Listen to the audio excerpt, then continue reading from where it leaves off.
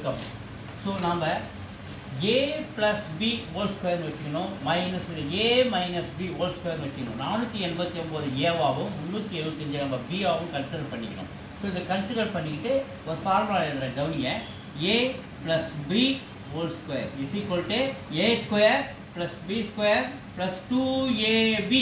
இது a minus b whole square எழுதுறேன்.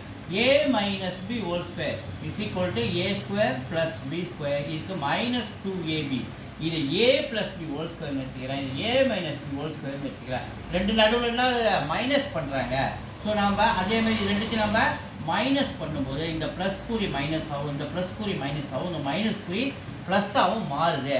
Plus a square minus a square cancel, plus b square minus b square cancel, plus 2ab 4ab. இந்த 4ab எப்போ கிடைக்குது?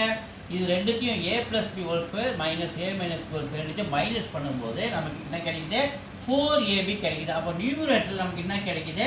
4ab கிடைக்குது. By கீழே பாருங்க 489 ஏவாவும் 375 நம்ம பிஆவும் வைக்கலாம், ரெண்டு மல்டிப்ளை ஆகுது. அப்போ இது ab.